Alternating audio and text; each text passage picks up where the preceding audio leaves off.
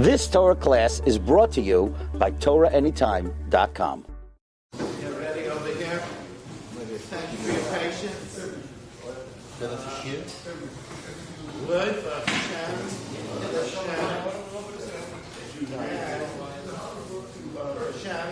Good evening, everyone. Welcome. Thank you for coming and joining us for the learning of Teres Hashem, the Ezras Hashem Yisbah. As always, we begin with Shus Mord Asra of Landau with continued appreciation to all of you for coming and making this year possible. We learn with the tefillah that all those that are waiting their shidduch should find their shidduch quickly and easily. All those that are waiting children should be blessed with Zar Chaya V'Kayom Healthy, not a healthy baby. All those that are looking for parnasa, better parnasa, should find it the Rebbe from the Kavod, and we should all be blessed with lange gesunte Zisa Shalom Bayis. We learned that all those that are touched by the Jerry Machlin, those that have other related diseases should have a refuah shalema. The Ser Shakal Yisrael, all of us that are loved should always be healthy.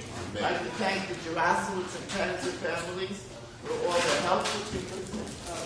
I'd like to thank Eli Panzer for taking off from his schedule to bring all the equipment while his father is enjoying a chasana. Thank you very, very much. It's not an easy job at all. Tonight's share is unusual. I prepared Parshas Vayaitzay, and then my wife came into me and told me, you know, my Shemeyer, they're telling people to wear red in solidarity for Eretz Yisrael. So I said, are you sure? So she said, yes. So I checked it up, and I found out that there are many groups recommending to wear red because when there is a missile attack, the siren that goes off is called code red. Therefore, in order to show our empathy and our feeling for those that are having missiles shot at them and who in the middle of the night have to run with the elderly, with little children into shelters, so in order to show our solidarity with them, they ask everybody to wear red. And so I right away went on to look, and I saw that they show pictures of school children, of high school girls, all over the place, wearing red.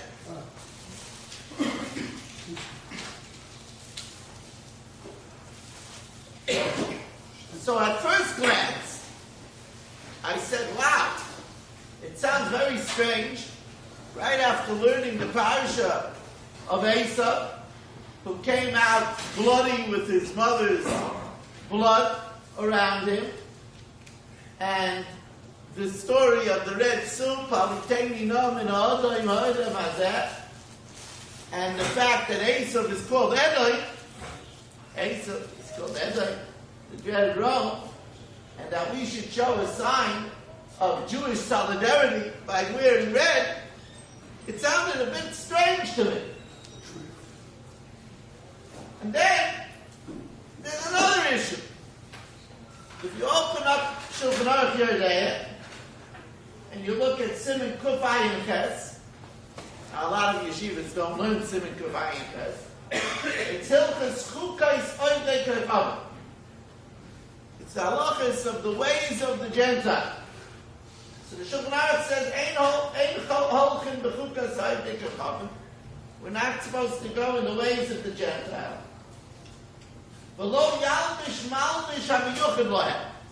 Don't wear clothing that is distinct to them.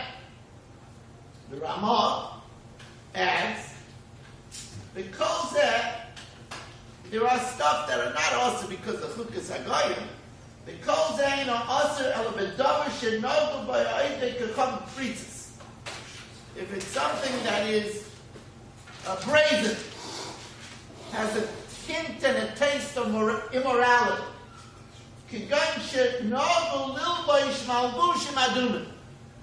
Like the custom to wear red clothing. Now the shach everybody heard of the Shach. Shulchan Aruch and Sivkot Gimel says, She'ein derech hatznuim, it's not the ways of those that are modest, Iyos adumin v'lerusha, to have red in their garments.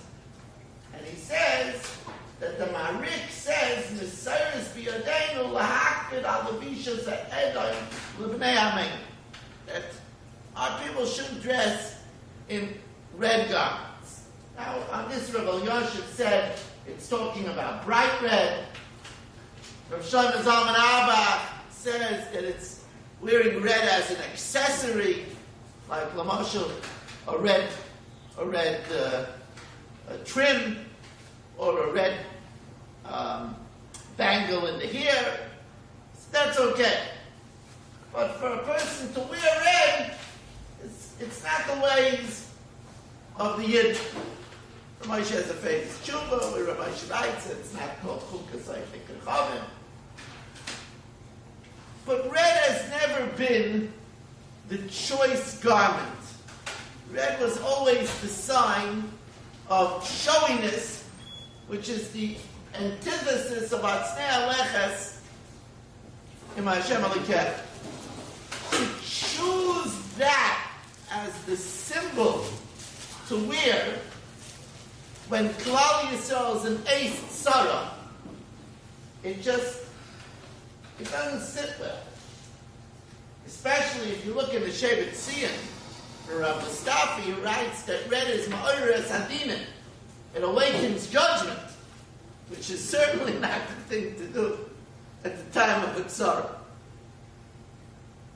So then I said to myself, probably somebody thought it might be appropriate, because when Klal Yisrael was in trouble, it says, V'hoya Adom lochem lois, that they used red. They put the blood on their doorposts and on their mashkei, and in that schus, the Rebbeinu Shalom was pasak al batim b'nei Yisrael. So perhaps the reason why they chose red was they said, look, it has a biblical origin. So first of all, you have to know that there they didn't wear it on their clothes. They put it on their doorposts.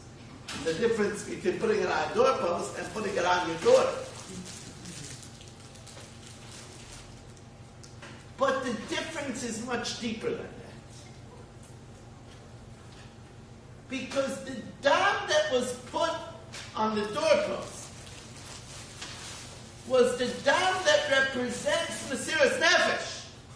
That represents that we were willing to take the Getchka of the Bnei Mitzrayim and slaughter it and risk our lives. And that we were willing, no matter what age, to circumcise ourselves. That was, you see, in today's day and age, what's easy to sell is shitchias. What's easy to sell is something superficial. What are you doing if you put on a red sweater? What are you doing if you put on a red beret? What are you doing if you put on a red socks? Absolutely nothing. That's shitchias. That's something that our generation is very good at. It's good for a picture. Right? It'll look good on the camera. You can put it on YouTube. The whole school's wearing red. It's the antithesis of what the V'hoya Adom lochem was. Why was the sign blood? Because blood represents pneumius. Blood represents what's inside of you. An internal change.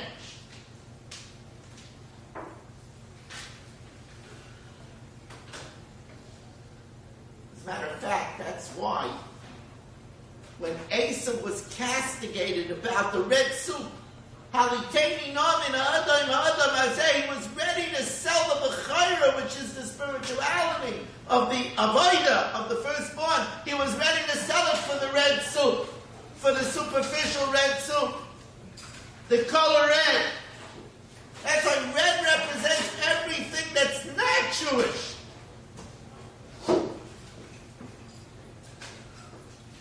So now you'll say, Rabbi Weiss is just being a spoiled sport. You could always find something more. I thought to myself, wait a second. What about the red pendulum? Everybody said, you see, red pendulum. Everybody wears a red pendulum to ward off the evil eye. The Ayin Hara. You go to Kevarachel, there's miles of red pendulum. There is it. There's such a thing as a red pendulum. Truth of the matter is, as I explained in this year many times before, that there's no magic in a red pendulum. If the red pendulum is anything, it's a danger sign. Red represents danger. Why do you think the universal stop sign is red? Universal stop sign is red. You go full force into this intersection, you're dead. Red was always the sign of danger because red is the color of fire. So red is a universal sign of danger. And if there's any benefit to the red pendulum, it's the benefit of the warning, watch out, don't flaunt what you have more than other people. Because if you do, then the Ayin Hara could get it. Because Hashem says, I didn't give you extra to cause people to suffer. So here's a person, no one has power, and he comes in and he says, what? You don't have light? I have a generator? I have my computer going? Hey, what are you guys scratching about? He's opening himself up to the Ayin Hara. Opening up himself to the Ayin Hara. Yeah, but in shul, everybody at the table is having a hard time paying the mortgage, and he comes in and he passes around pictures of the new home he just bought in Boca Raton. They can't pay their mortgage. He's putting himself in danger of the Ayin Hara, the evil eye. So the red pendulum is, how does a red pendulum help? If he wears a red pendulum, it's to remind him, red alert, caution. I have to tell you, there's a Rashi in the Masechta Daf Samach Daled. Rashi says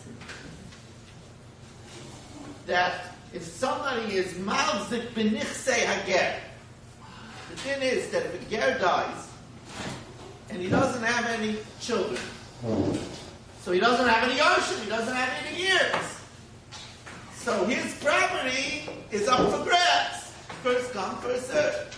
That's called malzik b'nichsei hager. So over there it says in the Masechta Eruvin that a person that takes possession of a nichsei hager, many times his newfound wealth is short-lived. He'll end up losing it quickly. And Rashi says, why? Because people are envious. Look at all of this he got without any work. People are envious of it. And since they're envious of it, it's targeted with the Ayin Hara. So does it say over there, what's the Eitzah? What are the first things Eitzah? To wrap the property in red thread? Don't make me laugh. The Eitzah that they say is to give a portion of the property to buy a safer time. That's what's brought down. And that will protect. But there's nothing about red that will protect the person from an Ayin Hara.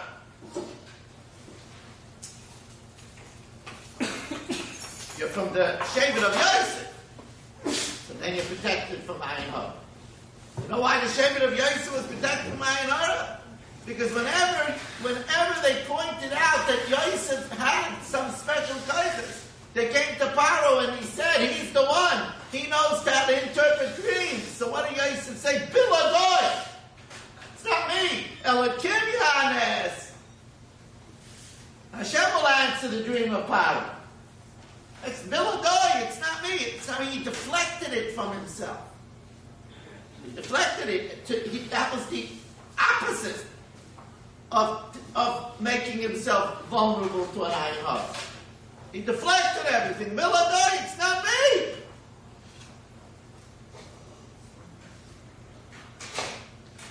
So I told you, when I had these musings, I still had planned to make a shir on Vayaitzay. Vayaitzay is so much in Vayaitzay. But then I realized that there is a severe problem. And that problem is that without the strong guide of Torah, many times our response and reaction is simply wrong.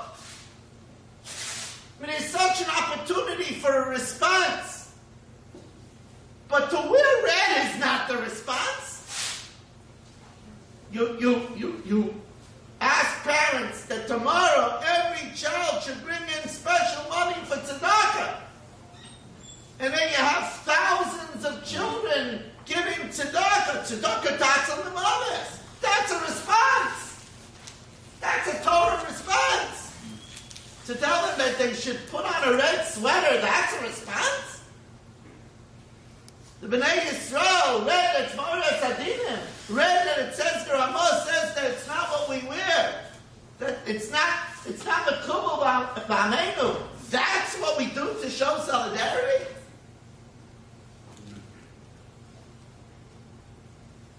And then I thought to myself, there is much discussion in the secular media about Hurricane Sandy, about why we weren't protected, why we didn't have a seawall, why there was no plug for the battery tunnel, why we didn't think to build on certain foundations. There's talk about future readiness. There's talk about global warming. But nobody in the secular press is focusing on why did this happen to us? That response and reaction is totally absent. Because in order to have such a response, you have to admit that there's a creator. You have to admit that there's reward and punishment. It's like Reb Miller used to say. He says in school they use a euphemism. Mother Nature did this and Mother Nature did that. So Reb Miller would say, what's Mother Nature? He said either it's God or it's accident. They don't want to admit to God, and it sounds very silly to say that accident provided. So they created Mother Nature. What's Mother Nature? What is it? Mama Nature. What is it? We have to know what's a response, what's a Torah reaction when something goes wrong. So the truth of the matter is, it's a sugya mefareshus in Masechtas Brachos. In the beginning of Masechtas Brachos, everybody was learning with great excitement at the beginning of Brachos. So on Daf A, what does it say?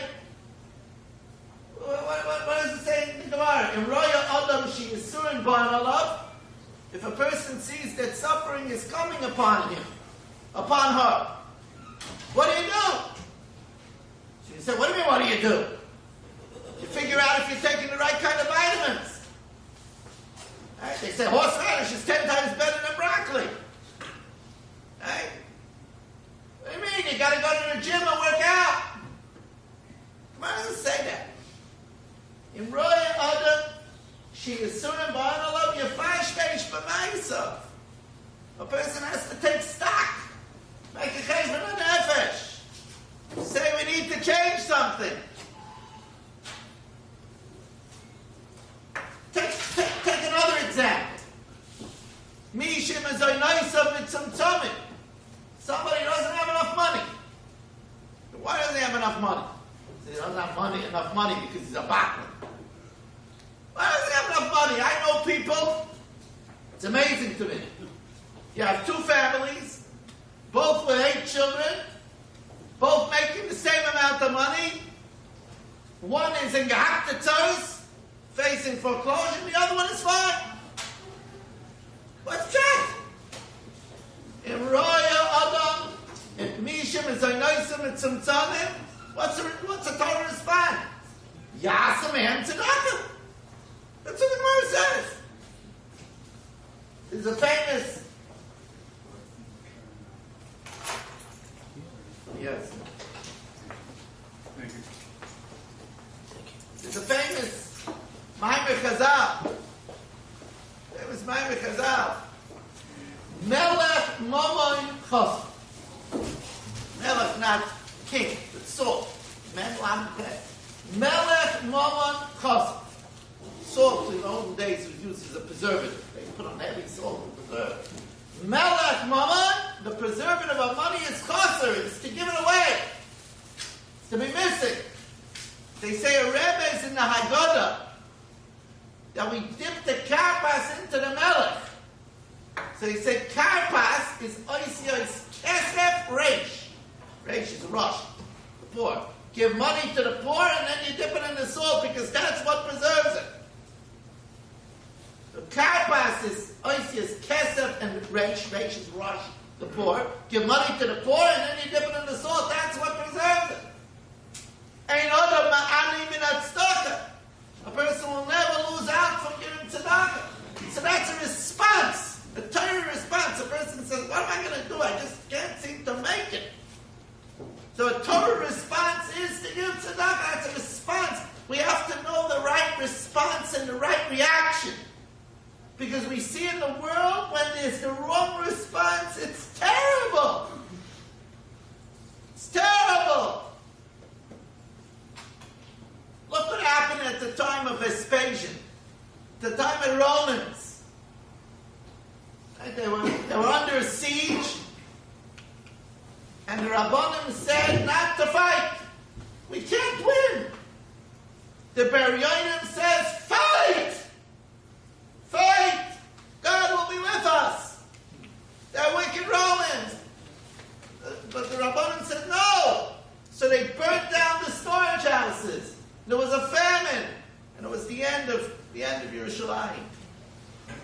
Because they had the wrong response. You have to have a Torah response. Binyan Yolodim Stira. The building of youth could be a demolition. That's not the response. You have to know. This is just an example. Weary red, that's not the response. That's not the correct reaction. There are so many responses. There's a response to gather and say Tehillim. From time immemorial, Hashem gave a koyach in Tehillim. How Tehillim saves. That's a response. Many times this year I said, you see that there's an ambulance and it stops. A woman fell and she collapsed. And they're applying to her CPR.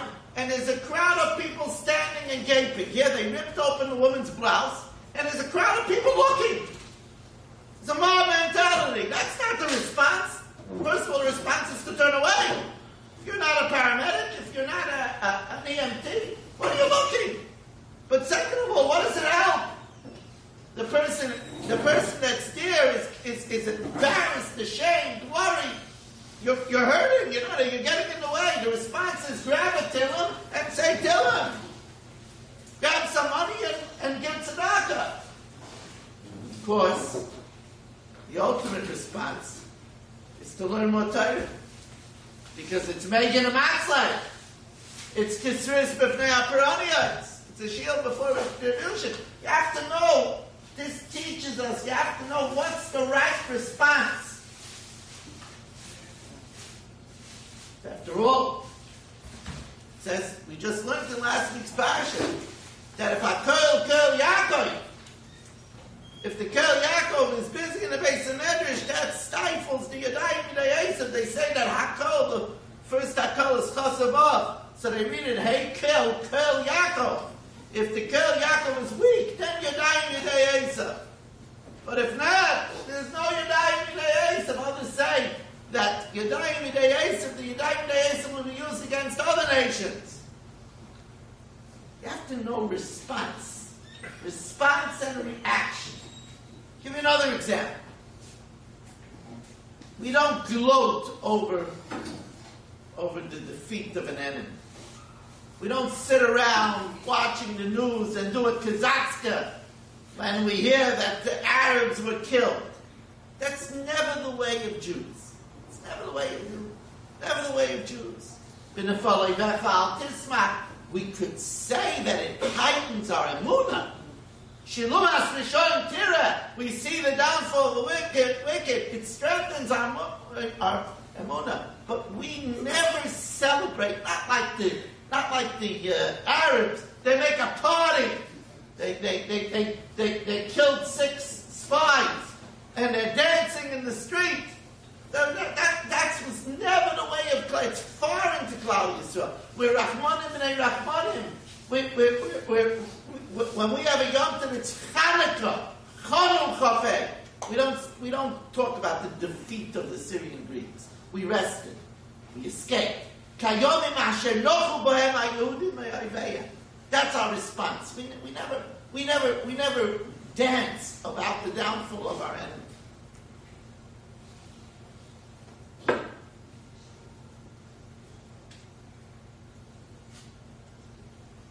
You are those that say that while there is terror in Eretz Yisrael, we should make a tremendous effort not to talk in shul.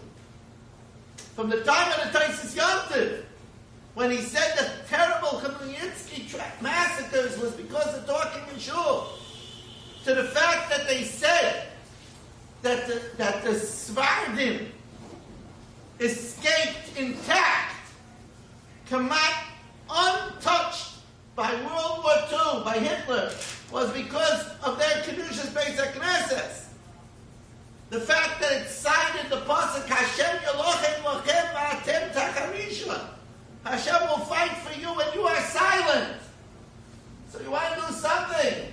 Instead of putting a red patch on your clothing, make up your mind that you'll talk to the children, you'll be quiet in shul. Oh, that's a response. That's a reaction. Tell the family that when they bench, they say, Rachem na Hashem Elokeinu al Yisrael Mechel al Yerushalayim. That's a response. That's a response.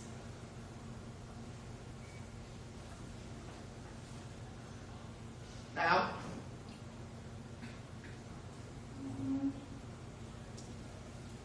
this sugya, this discussion about response and reaction is not limited to responding to an insult.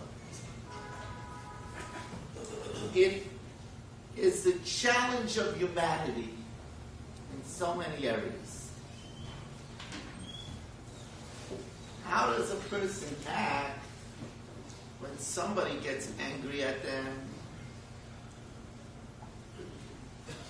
Somebody yells at you. So the natural, normal gut reaction response is to yell back. It doesn't work. It just fans the flames. It doesn't even help to reason with the person. You can't reason to a person when they're angry. What does Shlomo HaMelech say to Chachmasai? Ma nerach meishivchem.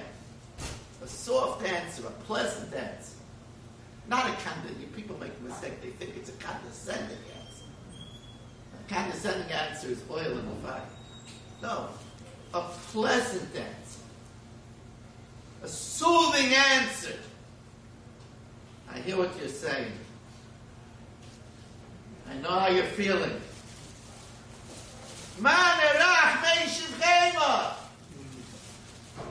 An angry response is the response of a fool. It's very shapasa. Anger is in the bosom of the fool. And that's the response of a fool. After all, the Torah teaches us how to respond, how to react.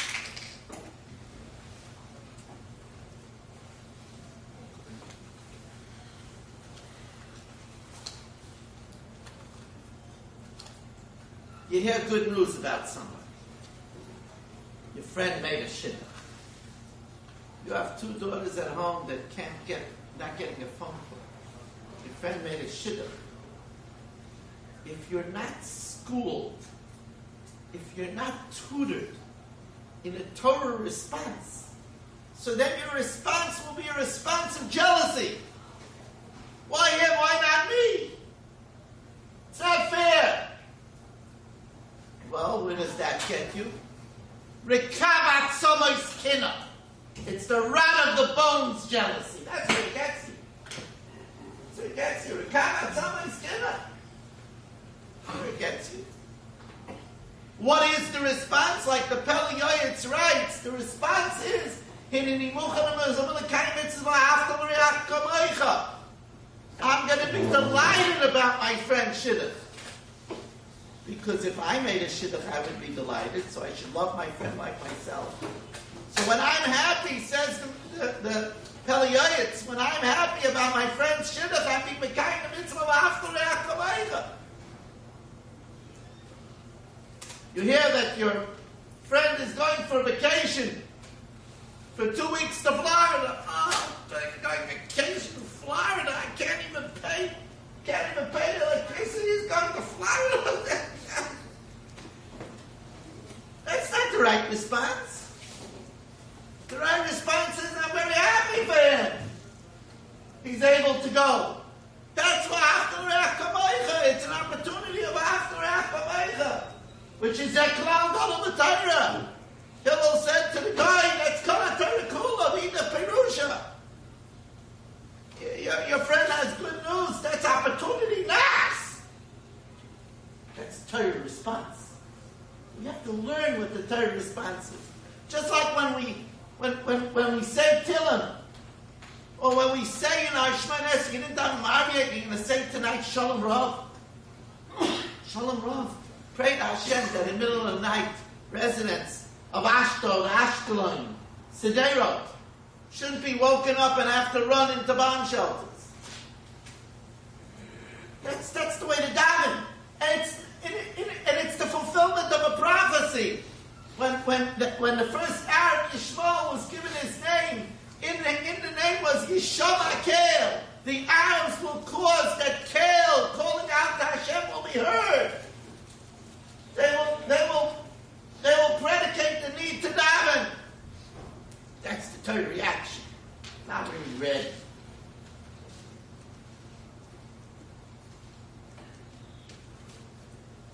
Somebody you know dies. Then also the Torah says there's a response. The member of the Chabura dies, the whole Chabura has to worry. They didn't have a collective schus to save him. That's a response. There's a response. There's somebody in the family that's sick. There's a response. Somebody has a chayil b'seich beisa, yelech eitzel chacham. Go to a chacham for a bracha, for advice. It's a response. There's a Torah response. Let's say somebody loses his job. Let's say somebody gets a very bad flu. So there's a response. Some people get meyudish. They fall into a depression. That's how to say Vayaitzay. We had a saying in yeshiva, Yush, Shalom Midas. You're meyayish, that's because you're not using your head. That's a play on words, but it's a very true thing. Yes, a person falls into depression, it's not the right response. Now, of course, forewarned is forearmed. That's why we learn these things beforehand.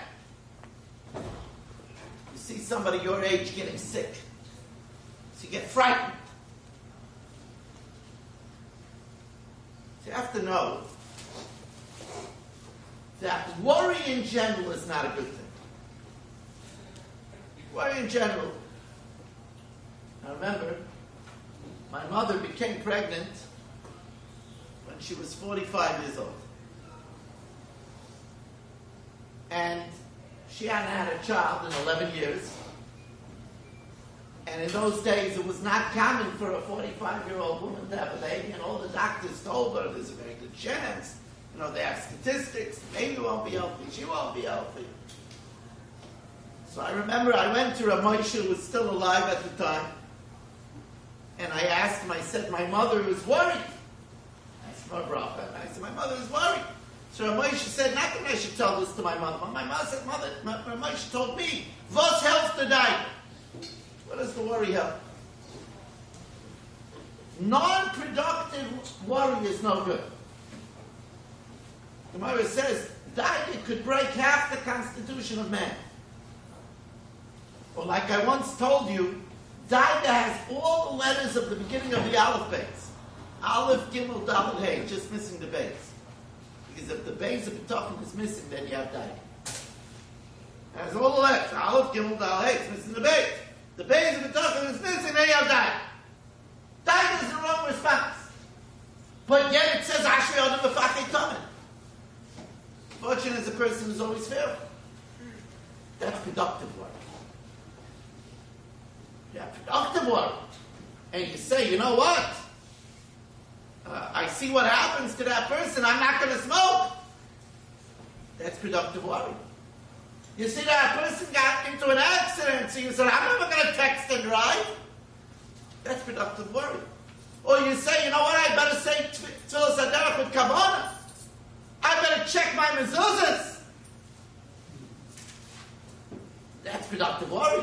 See, somebody has a break-in, so you say, you know what? I'm not going to leave the windows open. You heard about a child falling out a window, chas v'shalom, and you get window guards. That's productive worry. That's when the Shmata Moedas Nafshe Seicha. You hear about a person getting a bad flu, and you're over 50, and you say, you know what? Maybe I better take a flu shot.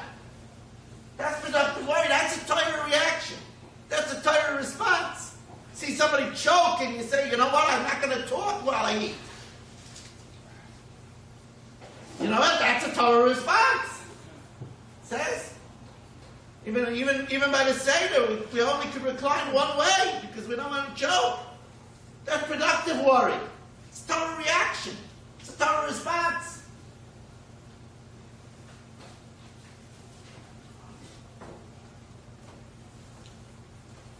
We have to teach our children how to respond.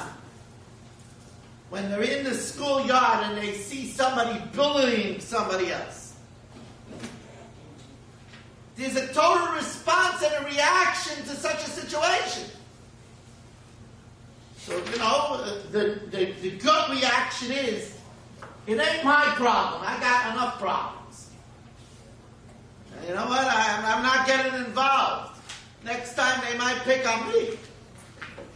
But that's not the total response. What do we learn about on Tisha B'Av in the Kamsa Sugya? He said, look, my enemy booted me out in front of all the rabbis and they didn't say anything, and that brought down the Churban. That brought down the Beis HaMikdash. The correct response is not to be a silent bystander. How many times do people see that somebody is chutzpahdik to the Rav in shul and the silent majority is just quiet? And it says, Parasai Shel Rabbi Elazar ben Azariah went out with a ritzua ben kana, without a strap between its horns, which is a problem of maybe shvisas behemtoi. The Gemara says he had thousands of animals. But it was a neighbor of his, and he didn't protest, so it's considered like his animal. Person goes up to Shemayim, and they say, why do you chutzpahdik to your Rav? He pales. He says, never happened, Rabbi Yisrael. Yeah, but you saw it by a board meeting. Somebody got up and was such an honest part of it. You didn't say anything. You didn't say anything. There's a Torah response and a Torah reaction. This is the stuff of life. Wearing red is just an example.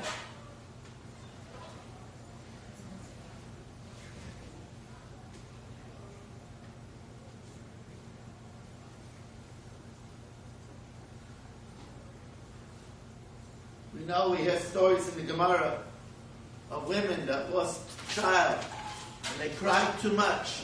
They kept on losing children. There's a response to death. We've learned that you can't pull out your hair. You can't. The guy used to make gashes in grief, honest grief, right? So we know, like Sasimu Karka, we're not allowed to cut our flesh. We're not allowed to tear out our hair. Because that's a response that denies the belief in Olam Haba. If you believe that it's not the end, but it continues on, then you wouldn't respond this way. So we have to train ourselves, lo aleinu. We have to train ourselves to have a total response, a total reaction. And there's so many areas in life where this is important. And by the way, the answer is that we have to learn what is the Torah's hadracha. There is a Torah hadracha for everything. Hapoichba, the kulabo. There's a hadracha for everything in life. We just have to learn what the hadracha is, what the response is, what the reaction is.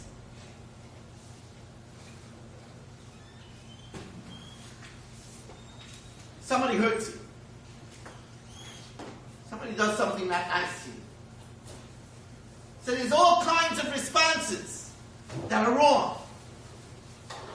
There's the passion for vengeance. That's not Jewish. It's called nekam. There's bearing a grudge. That's like eating pork. You know that bearing a grudge is as bad as eating pork. It says loisita. Just like a Jew does not have boar's head in his refrigerator, he doesn't have a grudge in his heart. Now it's a lot easier to deny yourself bacon than to deny yourself a grudge. But that's a total response. Somebody does something bad to you, the first thing is you want to get on the phone and tell your friend, you won't believe what just happened to me. But we don't have the luxury of such a response because that's a response of Lashon Hara. Lashon Hara is when it's true. When it's false, it's Mitzvah Shema. That's Lashon Hara. That's a response that we don't have the luxury to have. What is the Torah's response? It's a tough one. Torah's response is a tough one. Now, love and vein on Olvin. We're insulted, we don't insult back. Shomrim Cherpos on the Shoiskin. We listen to the disgrace and we're silent. This is not easy. Oh no, it's not easy. This is not easy stuff. This is hard stuff. The rewards are great. Somebody's maver al midayis and he looks away. Mavir imenu al kol pshah. Somebody dies before their time. Hashem gives the extra years to a person who's maver al midayis, to a person that looks away. So the rewards are great. But it's a Torah response. To learn what the Torah responses are.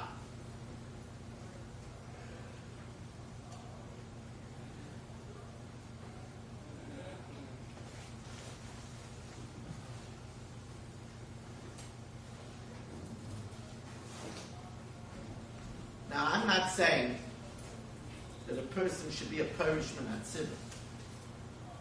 Somebody is in a group where everybody is wearing red. I don't know what neighborhood you live in and what community you live in. And if everybody is wearing red, so then put on a little red button.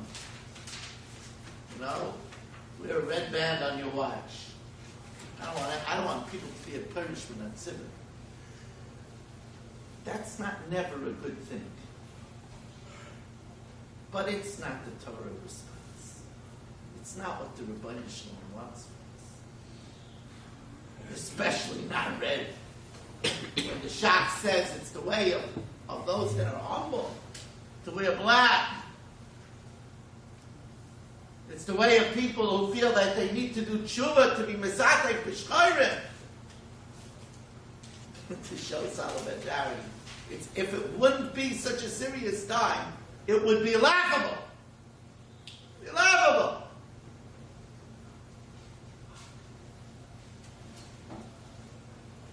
But as I said, it's a good photo op. It looks good. You know, there are people that it's all about a photo op. They're too busy by their simcha getting the right picture to enjoy their simcha.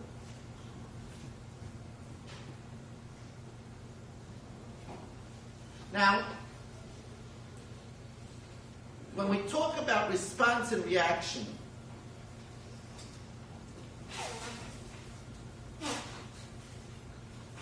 I want to talk to you about a lesson in this week's Parsha that is very powerful. It's something that everybody has learned, but I don't know if anybody has really recognized. One of the great challenges of life is change. It's very hard change. Change is very hard. Here's a person, all their children are married, and now they have empty nest syndrome. And they're sitting there alone. They don't know what to talk about. All of a sudden, they don't know what to do. It's change. There's a person, he retires, and all of a sudden, he's facing long stretches of time. Change. There's a person who loses his job. It's frightening. He has to do something new. Change. There's a person, their home was flooded. Their community is gone. They have to move. They have to relocate. New people. New surroundings. Especially for the elderly. Change. It's daunting. All change is daunting. So the Torah says, Ma'isa Avos Simon Labanim. Let's take a look at the life of Yaakov. If you want to look at the somersaults of change, just look at Yaakov's life. First, he's Ishtam Yoshe B'Holam, sitting in security and serenity in his father's home. Cocoon with Tzadikim, Gemurim, Yitzchak, and Rivka learning Torah. Then overnight he's told he should go to Lavan Aram. Lavan the idolater, Lavan the trickster, Lavan the deceiver, the den of murder and thievery that's the house of Lavan. I mean, what a change. But Yitzchak provides him with great wealth. And he sets on his way, and then Eliphaz comes. And Eliphaz comes, and he was given the bidding of his father that he should kill Yaakov. And if there's one thing that they learned in that home to do, it was give it away. So Eliphaz gets Yaakov, and he's going to kill him. So the Medrash says, in this part of the Medrash, a lot of people are unaware of. Yaakov starts telling Eliphaz, you realize that if you kill me, then you become the heir of the curse of the bris bein habasar. If you kill me, then it's your children that will be drowned in the Nile. It's your children that will be buried in the walls of Pithom and Ramses. And it's your children that will be slaves for over a century. And Eliphaz says, I'm not interested in that, but I don't see a way out. I got to kill you. It's kibbut av. So Yaakov then gave him the lumdus of Ani Chashav Kames. And he gave him everything. So he has the change now from riches to rags. But I mean, Mamish, he became a homeless man. He left him with a stick. He left him naked. Without his gotchkes. He became a homeless man. Talk about change. So what did he do? He went into the Academy of Shem Behavior and learned 14 years without sleeping. Then what did he do? The next 20 years, he worked 20 years without sleeping. Talk about a change from a learning boy to a working boy. And what a change was that? He went 14 years without sleeping, learning Shem Shmaitza, and then he went 20 years Tida, Shina, Mehena, working in the kerach, in the ice, in the cold. What a change! Did he buckle from that change? He testified himself. In love and Garti, B'tayid Mitzvah Shemayim. Then he went, and Rachel and Leah both died in their 40s. They both died young. There is no change greater for a man than to lose his wives. Both his wives. Then He put tremendous effort in Yosef. It says Yosef was his ben zekunim kol ma'ashalomat v'shem ve'eva mazalai. So again, he gave the 14 years to Yosef. You know how much time he spent with Yosef? And then when Yosef was 17, he was taken away and didn't see him again for 22 years. And then he had the change of leaving Eretz Yisrael and ending up in an Eretz Shtufei Zima in Mitzrayim for the end of his life. Change after change after change after change after change. How do you deal with change? The answer is Yaakov Ishtam Yoshei Boyho. The way to deal with change is to be the man of Torah. Lulei Saroska Shashuai Ozavanti Boni. If not that Torah was my salvation, I would have been lost in myself. The moral compass that helps us navigate change. We ask Hashem, please don't give me change. I don't want this changes. I'm going to make my own changes. That's the key. You want to avoid change, then make your own changes. Keep on making changes. Give more tzedakah. Daven better. Learn more Torah. Spend more time with the family. Keep on making your own change. But change is a way of life.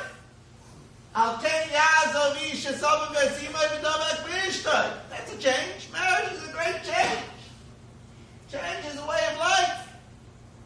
That's why the Torah is called Mishnah. Because Mishnah means to be Mishanah. The Torah teaches how to handle change. So my son of a similar bottom out of, and by the way, it wasn't just Yaakov. The first challenge that was given to the Jewish people was Lech Lecha, was change.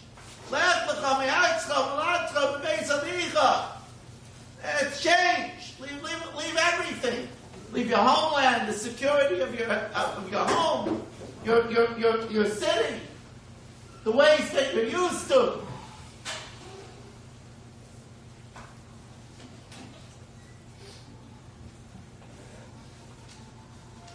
We see people that are facing frightening change. I mean, it's truly frightening when elderly people will never go back to the homes that they knew sometimes since their youth. It's all wiped out. It's frightening. The Torah is our guide when it comes to change. Now, we know the vision of the ladder. We know that one of the most famous questions is, why does it say he named Malachei Elikim Oilim V'Yardim V'Y? The Malachim were going up and coming down. It should say they were coming down and going up. Since angels originate in heaven, it shouldn't say going up and coming down. It should say going down and coming up. First they have to go down. So we know that Rashi tells us that the Malachim of Chutz La'aretz went up, and then the Malachim of Eretz Yisrael came down to be Malavim further. It was a change of God.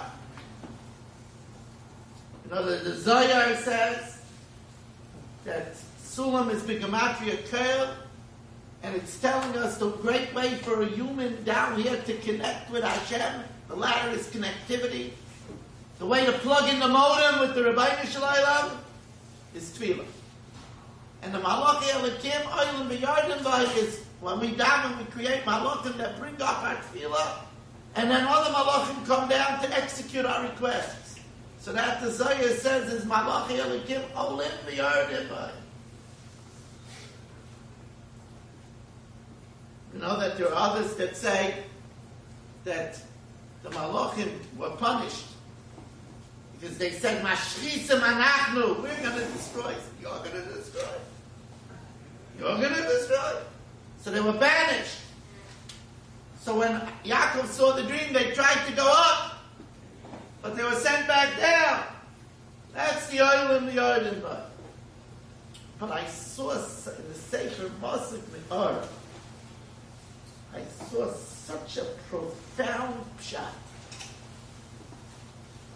to answer this question. I had to, even though the show was taken over by reactions and responses. I have to share this shot with you. It shows that you could learn a parsha all your life and not see something.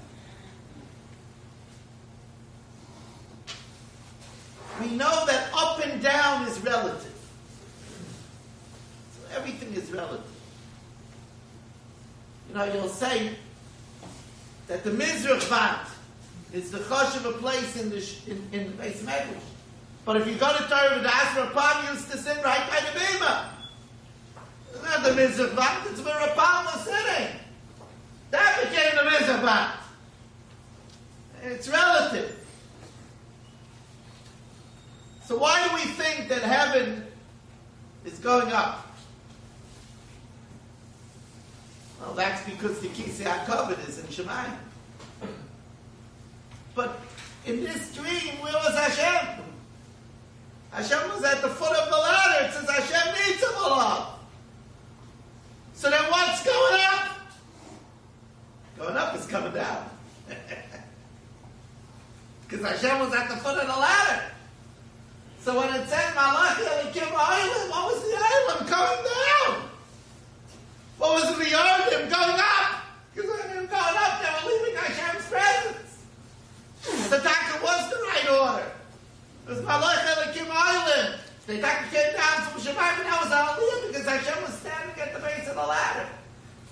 You know, Malach Elikim Island, and then the Yardim. Then going down, going up now is going down because that's going away from Hashem.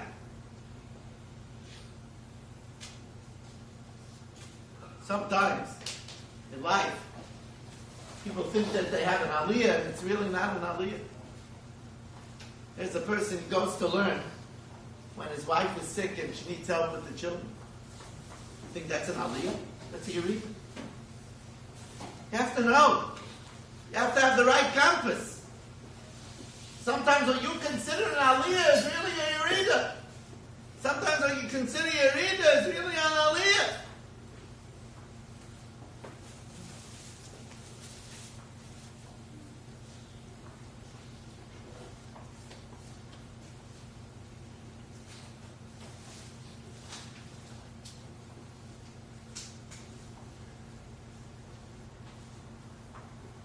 No, it's Sulam.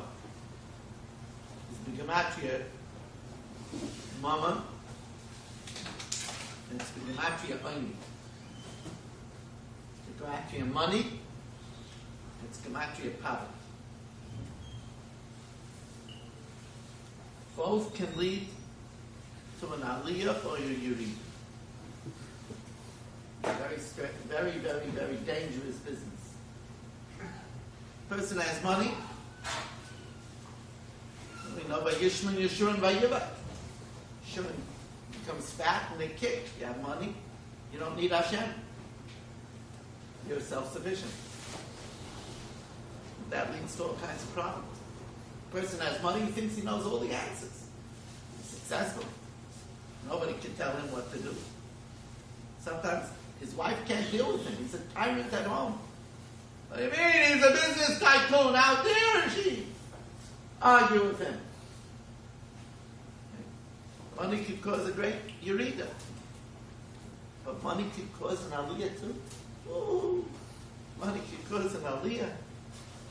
You know what people that know how to use their money wisely are doing now? You have some money, you're able to provide places for children to learn when their schools were damaged. You're able to pay for warm clothing for people that lost their coats. You're able to provide toys for children that have no toys. Lost all their dolls. It can be done with money now. Same thing is true with poverty. Poverty can make a person bitter. Make a person rally against Hashem. Or poverty could bring a person closer to Hashem. That's the sulam.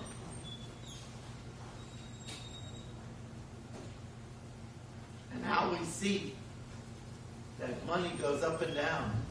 It's a galgal achoyz ba'olam. People that had and were wiped out.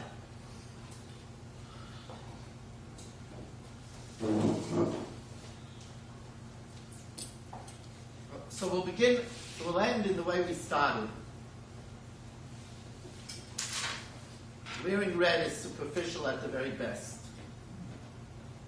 With the thought of ground troops going in, the real possibility, amongst people that don't have a very big regard for life, it's an amazing thing. It's an amazing thing how Esav saying as Yaakov, you could read the secular press and see that they're condemning us, that of the 800 people killed, 2/3 were women and children. But what they don't report is that they put their rocket launchers on top of schools. They keep their weapons in hospitals. That they're not reporting. But to have 75,000 of our youth go into these, to confront these people that have no value of life whatsoever, it's very frightening.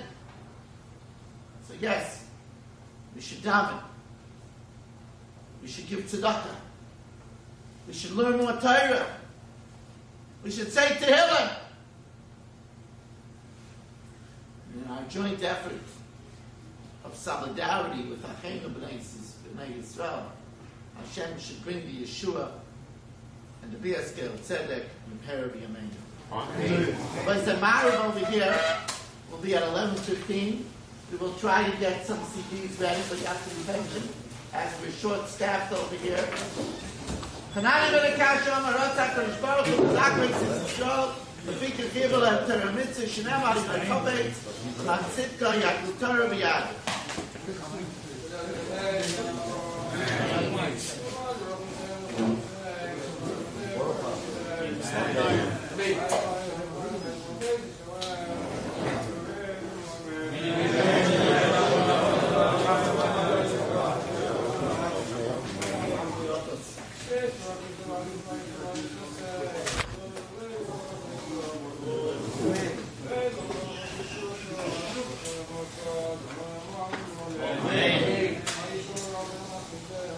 You've just experienced another Torah class brought to you by TorahAnytime.com.